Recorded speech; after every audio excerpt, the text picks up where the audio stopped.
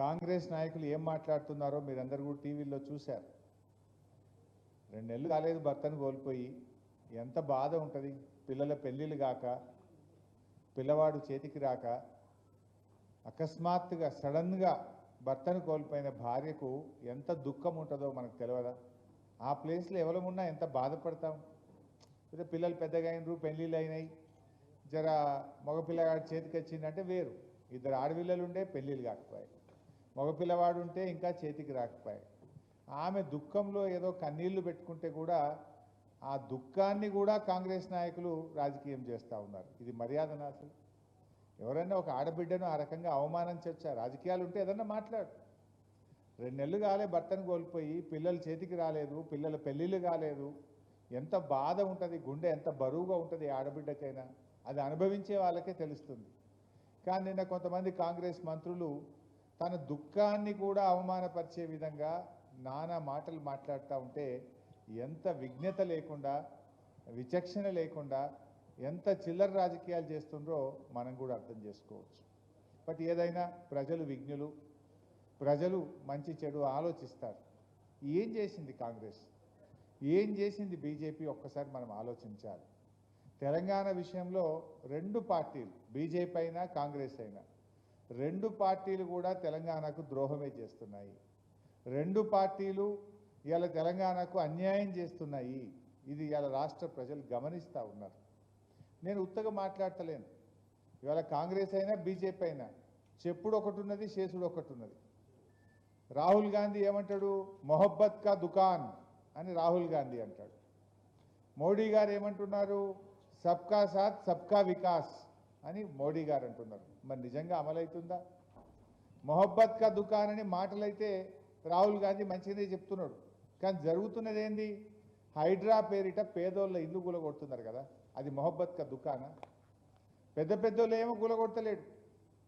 ఇలా కాంగ్రెస్ నాయకులు పట్నం మహేందర్ రెడ్డి ఇల్లు నీళ్ళలోనే ఉంటుంది, పొంగిలేటి శ్రీనివాస్ రెడ్డిది హైడ్రాలోనే ఉంటుంది, గాంధీ గారి భూమి గవర్నమెంట్ ల్యాండ్ కబ్జా పెట్టుకొని ఉంటాడు.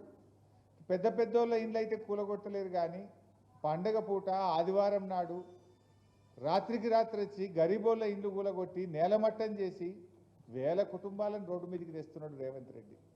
మరి దాన్ని ఎందుకు మాట్లాడాడు రాహుల్ గాంధీ? రాహుల్ గాంధీ నీ మొహబ్బత్ కా దుకాన్ అనేది మాటలకే పరిమితమా? నిజాయితీగా చేతల్లో కూడా ఉందా? చేతల్లో ఉంటే నీ రాహుల్ గాంధీని నువ్వు నీ రేవంత్ రెడ్డిని ఎందుకు అడుగుతలేవు? రాహుల్ గాంధీ రేవంత్ రెడ్డిని ఎందుకు ప్రశ్నిస్తలేవు? గరీబోళ్ళ ఇండ్లు ఎందుకు కూలగొడుతున్నావు? పెద్దోళ్ళ తెరువు పోతలేవు, గరీబోళ్ళ మాత్రం కూలగొడుతున్నావని రాహుల్ గాంధీ రేవంత్ రెడ్డిని అడుగుతున్నాడా? ఆయన మాట్లాడాడు. ఆడపోయి రాహుల్ గాంధీ బీహార్లో ఓట్ చోరీ అంటున్నాడు. బీహార్లో ఓట్ చోరీ అంటున్నావు, మరి జూబ్లీ హిల్స్లో నీ రేవంత్ రెడ్డి ఓట్ చోరీ చేస్తుండు కదా. ఒక్కింట్లో 43 ఓట్లు రాయించాడు, ఒక్కొక్కరికి 3 ఓట్లు రాయించాడు రేవంత్ రెడ్డి. మరి ఈ ఓట్ చోరీ గురించి ఎందుకు మాట్లాడవు? నీ రేవంత్ రెడ్డిని అడగవా? మన కాంగ్రెస్ పాలసీ ఓట్ చోరీకి వ్యతిరేకం, నేను బీహార్లో బీజేపీ చేసిన ఓట్ చోరీ మీద కొట్లాడుతున్నా, నువ్వు చెయ్యొద్దయా జూబ్లీ హిల్స్లో, నువ్వు నిజాయితీ ఉండమని చెప్పవలసిన బాధ్యత రాహుల్ గాంధీకి లేదా? ఇవాళ దాదాపు 20,000 దొంగ ఓట్లు రాయించాడు రేవంత్ రెడ్డి. కాంగ్రెస్ నాయకులు జూబ్లీ హిల్స్లో భర్తను కోల్పోయిన సునీతమ్మను ఓడగొట్టాలని 20,000 దొంగోట్లు రాయించి నానా కుట్రలు చేస్తున్నారు. ఇది తగునా? దొంగోట్లతో గెలుచుడు కాదు. నిజాయితీ ఉంటే నీ 6 గ్యారంటీలు అమలు చేసి నీ బాకీ చెల్లించి ఓట్లు అడుగు ప్రజల్ని. నువ్వేం చెప్పినావు? అక్క చెల్లెలకు నెలకు 2,500 రూపాయలు ఇస్తా అన్నావు. ఇప్పుడు 22 నెలలు అయిపోయింది. ప్రతి అక్కకు చెల్లెకి ఎంత బాకీ పడ్డావు? నువ్వు 55,000 బాకీ పడ్డావు. రేవంత్ రెడ్డి దొంగోట్లు వేసుడు కాదు, నిజాయితీ ఉంటే జూబ్లీ హిల్స్ అక్క చెల్లెళ్లకు ఒక్కొక్క 18 ఏళ్ళు నిండిన ప్రతి చెల్లెకు ప్రతి అక్కకు 55,000 బాకీ పడ్డావు. గదిచ్చి ఓటు అడుగు నీకు తెలివి ఉంటే. లేదు, అవ్వ తాతకు 4,000 పింఛన్ ఇస్తా అన్నావు. కేసీఆర్ గారు దోశ ఉంటే 1000 ఎత్తా అంటే 1000 చేసిండు. మళ్ళా గెలిస్తే 1000ని 2,000 చేస్తా అన్నాడు, బరాబర్ 2,000 చేసిండు. నువ్వేమన్నావు? నేను 4,000 ఇస్తా అన్నావు. ఇంకా 4,000 ఇచ్చి మాట్లాడు. ఇచ్చిండా? ఇయ్యలేదు కదా. మరి ఈరోజు మీరు ఆలోచించండి. ఇవాళ కేసీఆర్ గారేమో మాట అంటే మాట మీద ఉన్నాడు. 22 నెలలు అయింది కదా, 22 నెలలు ఇంటూ 2,000 అంటే ఒక్కొక్క అవ్వకు తాతకు భర్త చచ్చిపోయిన చెల్లెలకు 44,000 బాకీ పడ్డాడు రేవంత్ రెడ్డి. రేవంత్ రెడ్డి నీకు నిజాయితీ ఉంటే ముసలోళ్ళకు 44,000 ఇచ్చినాక ఓటు అడుగు జూబ్లీ హిల్స్లో. ఈ దొంగ ఓట్లు ఎందుకయ్యా నీకు? చెప్పిన పని చేయి. నేను కొత్తది అడుగుతలేను, గొంతమ్మ కోరిక అడుగుతలేను. ఎలక్షన్లో కూడా బాండ్ పేపర్ వంచినావు. నేను గద్దె మీద కూర్చుంటే 4,000 పింఛన్ ఇస్తా అన్నావు. 2 ఏళ్ళు అయింది, ఇంకెప్పుడు ఇస్తావు అని అడుగుతున్నా. నువ్వు చేసింది ఏమున్నది? హైడ్రా పేరు మీద పేదోళ్ళ ఇల్లు కూల్చుడు.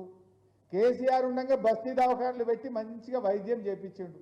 బస్తీకి దవాఖాన పెట్టినామా లేదా? 350 దవాఖానలు పెట్టినాం. ఇప్పుడు అందులో పనిచేసే డాక్టర్లకు, స్టాఫ్ నర్స్కు 6 నెలలకెళ్ళి జీతం ఇస్తలేదు. అది మూతపడాలేదు. మందులు లేవు. 108 రకాల మందులు మేము పెడితే ఇప్పుడు 20-30 రకాల మందులు కూడా లేవు. ఎర్రగోలి, పచ్చగోలి అంతే, అన్ని మందులు బంద్ పెట్టిండు. బస్తీ దవాఖానలు నాగం చేసిండు. డెలివరీకి పోతే కొండాపూర్లో కేసీఆర్ కిట్ ఇచ్చి తల్లిని బిడ్డను రూపాయి ఖర్చు లేకుండా, ఆటో కిరాయి లేకుండా ఇంటికాడ దించినాం. అది బంద్ పెట్టిండు. న్యూట్రిషన్ కిట్ బంద్ పెట్టిండు. బతుకమ్మ చీరలు బంద్ పెట్టిండు. పిల్లల స్కాలర్షిప్లు